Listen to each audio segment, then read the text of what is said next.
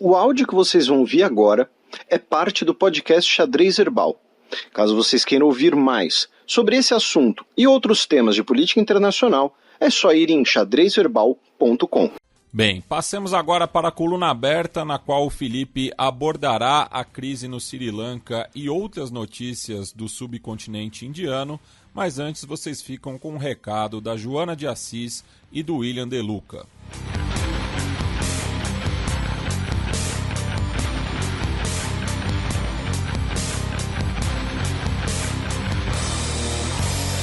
Você tem o direito de ser quem você é? E no futebol, todo mundo tem esse direito? No podcast Nos Armários dos Vestiários, você acompanha uma investigação profunda sobre a homofobia e o machismo no futebol brasileiro. Vamos ouvir histórias de jogadores, ex-jogadores, comentaristas, árbitros, entre muitos outros, num importante panorama sobre o tema das consequências dentro e fora de campo. Tem episódio novo toda sexta-feira no GE, Globoplay e outras plataformas de áudio.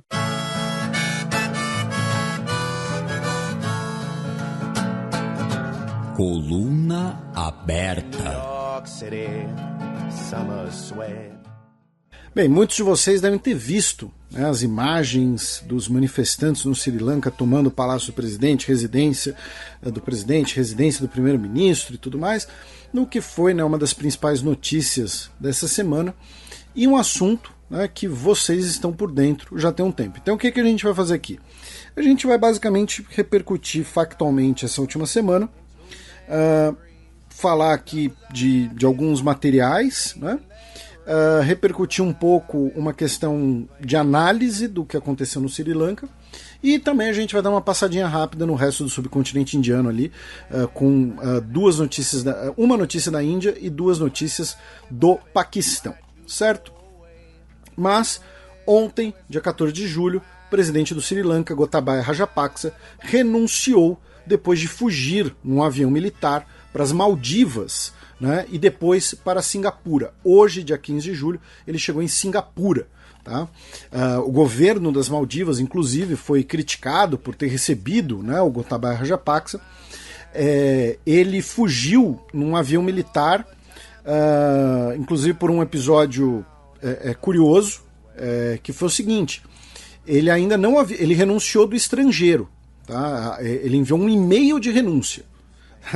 Não sei se isso já aconteceu antes, né, mas foi um e-mail de renúncia. Tá? Porque ele queria, né, evitar ali, abrir mão da presidência estando no Sri Lanka, significava abrir mão também da imunidade do cargo perante as autoridades, né, perante o judiciário, perante polícia, exército. Então ele queria garantir, né, que ele estivesse fora do país primeiro. Só que aí o que aconteceu? Ele no aeroporto, no processo de migração do aeroporto, não deixaram ele embarcar, porque o presidente precisa de autorização do parlamento para poder viajar, né, no Sri Lanka. Então ele não pôde embarcar no aeroporto e aí teve que fugir numa aeronave militar rumo primeiro Maldivas, depois Singapura, onde ele está e da onde ele mandou, né, o e-mail da renúncia. Tá? O irmão dele, né, que é também um dos mais poderosos, né, da família Rajapaksa, a gente já falou aqui no programa da família Rajapaksa, que é a família mais influente do Sri Lanka dos últimos 30 anos, né, que se revezou no poder. Né? No caso, o Mahinda Rajapaksa, né, disse que ele não vai fugir que nem o seu irmão. Tá? O seu irmão mais novo, no caso. O terceiro Rajapaksa, né, o Basil Rajapaksa, também fugiu. Tá? Então são 3 irmãos, o mais velho disse que vai ficar, os outros 2 fugiram. Isso pode ser indício de 2 coisas. Né? Primeiro, o Mahinda Rajapaksa ainda não sabe o que o espera e eventualmente vai fugir, eventualmente, né, vai levar uma dose de realidade ali. Ou então corrobora um pouco o que a gente já comentou aqui no programa, agora eu não lembro se no passado, no anterior, né, que pode ter um quê ali de disputas internas da família Rajapaksa nesse conflito todo, que, repetir, é a família mais influente do país nas últimas décadas. mais de 30 anos. Né? Nos 30 anos eles praticamente têm um monopólio da vida política no Paquistão. Né? Então o presidente fugiu ontem, primeiro para as Maldivas, depois Singapura, e mandou um e-mail de renúncia. Antes dele fugir, né, então quais foram os eventos que levaram ele à fuga? Né? No dia 9, os manifestantes tacaram fogo na residência do primeiro-ministro, do Ranil, né, que o sobrenome dele a pronúncia um pouco complicada. E quando eu digo na residência, não é na residência oficial, é na residência particular dele. Ela foi completamente incendiada. E no mesmo dia, né, invadiram a residência presidencial, que foram as várias imagens que circularam no fim de semana. Né, que teve até um ouvinte que brincou que os manifestantes deixaram para fazer isso no fim de semana para não dar tempo de sair no xadrez herbal. Eu até tuitei, né, sobre o assunto e tal. Aí no dia 10, os partidos, basicamente todos os partidos do Sri Lanka, né, disseram que estavam apenas aguardando a renúncia do presidente para formar um governo de união. Tá? Aí ontem, dia 14 de julho, foi anunciado que nós teremos eleições presidenciais no Sri Lanka indiretas. Tá? Então agora, no dia 20 de julho, o parlamento do Sri Lanka vai eleger um sucessor para o Gotabaya Rajapaksa para cumprir o mandato dele. Tá? Cumprir o resto do mandato. Então não vai ser uma pessoa que vai ter um novo mandato do zero, vai cumprir apenas o restante do mandato, vai ser uma espécie ali de presidente interino. Tá? Então, não se sabe ainda, por exemplo, se o Mahinda Rajapaksa vai ser candidato ou não, acho muito difícil. Né? O atual primeiro-ministro, né, que assumiu interinamente o governo até o dia 20 de julho, já se declarou candidato. O ex-presidente Sirisena, né, que foi sucedido pelo Gotabaya Rajapaksa, também já declarou que vai ser candidato. Então, enfim, mas é uma eleição indireta dentro do parlamento e para cumprir apenas o restante do mandato. Tá? Aí, só para manter as datas, tá? O presidente fugiu no dia 12, primeiros para as Maldivas, e aí, ontem, dia 14, foi o dia que ele, em Singapura, mandou o e-mail de renúncia. Tá? No dia 13, os manifestantes tomaram o palácio do governo, o palácio do primeiro-ministro, foi declarado um toque de recolher, e aí o primeiro-ministro ordenou tropas na rua, tá? Tropas do exército, com autoridade para fazer o que fosse necessário para restaurar a ordem. Só que nós tivemos relatos de policiais e militares que se juntaram aos manifestantes. Tá? De qualquer maneira, ontem, dia 14, os manifestantes começaram a se retirar dos prédios oficiais e hoje, né, tivemos o anúncio, hoje, dia 15 de julho, né, tivemos o anúncio que o primeiro-ministro assume interinamente e o parlamento do Sri Lanka vai, de maneira indireta, tá, eleger um presidente para terminar o mandato. Tá? Por que eu disse que o Ranil dificilmente vai ser eleito? Porque os manifestantes tacaram fogo na casa dele, ocuparam o palácio de governo e exigiram também a renúncia dele. Tá?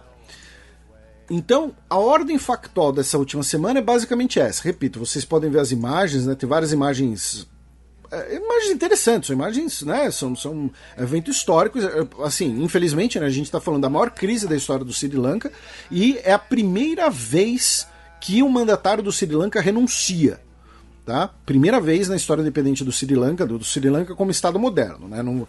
Teve uma vez lá no antigo reino, não, no Estado moderno do Sri Lanka, do pós-Segunda Guerra Mundial, é a primeira vez que o mandatário renuncia. Dito isso, né, nós aqui no Xadrez Herbal, nós somos, né, tarados por alguns assuntos, e a gente já falou bastante sobre o Sri Lanka aqui, curiosamente. Né? Então, assim, nos programas. Então, fica de sugestão para os ouvintes mais novos. Claro, não precisa ouvir os programas antigos inteiros, vocês podem ir direto para o bloco. A minutagem está lá no site do Xadrez Herbal, xadrezherbal.com. Você vai no post do programa, vai estar lá a minutagem dos blocos. Nos programas 164 e 166, a gente falou bastante sobre a família Rajapaksa, tá? Por conta ali do cenário, era o contexto das eleições, era o contexto de denúncias de corrupção. No programa 184, o Sri Lanka foi inclusive a vitrine do programa, né, porque infelizmente foi quando nós tivemos aqueles atentados de Páscoa no país, e a gente falou dos atentados, relação com política, relação com a indústria do turismo, relação com a guerra civil, com o jihadismo. Então a gente falou bastante de Sri Lanka nesses 3 programas, tá? 164, 166 e 184. E a atual crise, a gente começou a falar dela no programa 287, tá? Programa de 14 programas atrás, o que dá mais de 14 semanas por conta das semanas que não tem programa. Que alguns nossos ouvintes devem se lembrar, né? A gente começou a falar da crise do Sri Lanka quando o país cancelou o que seria o Enem do Sri Lanka por falta de papel, devido à crise econômica. No programa 294, a gente também falou um pouco mais, porque foi ali o período que nós tivemos a troca do primeiro-ministro. Tá? Então, só algumas recomendações. E aí, várias pessoas até marcaram e tal, mas começou uma discussão que a crise do Sri Lanka, ela teria começado por conta de um banimento de fertilizantes, né, que teria determinado apenas agricultura orgânica, tá? No país, e isso teria sido a origem da crise. Inclusive, isso acabou sendo muitas vezes repercutido nas redes sociais, né? Sempre assim, a culpa é da agricultura orgânica, a culpa daquilo. Então eu acho interessante a gente contextualizar um pouco isso, e eu não vou nem entrar muito no mérito sobre se a agricultura orgânica ela pode ser tão produtiva quanto a agricultura que usa fertilizantes e grandes extensões de terra, até porque não é um assunto que eu entendo, né? Nós temos ouvintes agrônomos que vão saber muito melhor, né, sobre o uso de fertilizantes e pesticidas. O que eu queria trazer aqui para vocês são outras coisas. Primeiro, quando a gente falou, né, da origem da crise política no Sri Lanka, ela começa pelo fato de que estamos falando de um governo marcado por uma dobradinha, né? Presidente e primeiro-ministro eram irmãos, e o ministro das Finanças era o terceiro irmão, e aí a gente tinha uma série de pessoas da família em cargos importantes, e uma família que, repito, monopoliza a vida política do país há 30 anos, e que é muito marcada por episódios de nepotismo, de corrupção, aí tivemos os Paradise Papers. Então já existia ali uma insatisfação com a família no poder. Primeiro ponto. O segundo ponto, e que isso talvez seja muito importante, que a gente frisou em vários programas, é uma das razões da crise econômica do Sri Lanka foi o fato de que o país importa muito combustível, muito petróleo. E o país começou a ter um problema de liquidez, um problema de ter o dinheiro para fazer essas importações, por motivos especialmente ligados à pandemia. Tá? Por quê? Primeiro, uma das principais fontes de divisas do Sri Lanka é o turismo. E com a pandemia, por motivos óbvios, nós tivemos uma diminuição muito grande do turismo, que já tinha sido afetado pelo atentado, tá? Pelo atentado da Páscoa. Segundo, o preço do combustível subiu. Então o Sri Lanka passou a ter um problema, né, de divisas, passou a não ter dinheiro forte, né, moedas como o dólar, para importar a maior parte do combustível, como costuma fazer, tá? E isso foi virando uma bola de neve. A gente falou, o Sri Lanka pediu ajuda pro FMI, o Sri Lanka pediu combustível mais barato para a Rússia, né? Então foram uma série de questões. Junto com isso, o país tinha poucas reservas. Tá? Tivemos um colapso da moeda do Sri Lanka, o que também dificultou. Então, hoje, por exemplo, tá? Segundo as negociações com a FMI, o Sri Lanka ele tem 25 milhões de dólares em reserva. Isso não é nada, tá, gente? 25 milhões de dólares para um país não é nada. E uma dívida de 51 bilhões de dólares. Tá? Por conta desse desequilíbrio. Pelo fim do turismo, a pandemia também afetou o envio de remessas de cidadãos Sri Lanka que moram no exterior e mandam dinheiro para a família, né? Mandam dinheiro para parentes e tudo mais. Então, o governo basicamente ficou sem dinheiro para importar combustíveis, o combustível está ligado a tudo. Então, a questão da agricultura orgânica, ela pode ter tido um efeito? Sim. Especialmente pelo fato de que foi uma decisão tomada durante a pandemia, num período péssimo para isso, em abril de 2021, durante a pandemia. E ela colaborou para subir o preço dos alimentos, especialmente, porque diminuíram, né, as colheitas. Agora, é interessante mencionar que boa parte desses fertilizantes eram importados. Então, o Sri Lanka já não teria dinheiro para importar os fertilizantes, porque mal tem dinheiro para importar outras coisas ainda mais importantes. Então, é muito difícil dizer... muito difícil não é correto dizer, olha, a culpa da crise do Sri Lanka é da agricultura orgânica. Pode ter sido um elemento? Sem dúvida. Tá? Mas colocar a crise do Sri Lanka na conta de apenas um elemento, seja a agricultura orgânica, seja a pandemia, seja a família Rajapaksa, seja o FMI, o que for, não é correto. Tá? É essa junção, essa tempestade perfeita que juntou todos esses elementos que colaborou. E em relação à medida da agricultura orgânica, também é importante mencionar que muitos dos fazendeiros, muitos dos agricultores, especialmente de arroz, que é o principal produto agrícola do Sri Lanka, reclamaram, na verdade, da falta de um período de transição, né? Da falta ali de um período de carência, de um período de treinamento. Foi uma coisa na canetada, de um dia para a noite. Tá? Pum! Amanhã está proibido a importação de pesticidas e de fertilizantes. Né? Então, novamente, durante a pandemia, abril de 2021, essa decisão. Então, em resumo, foi essa, digamos assim, tempestade perfeita que criou a maior crise da história do país, que levou à primeira renúncia da história do país, que gerou essa crise.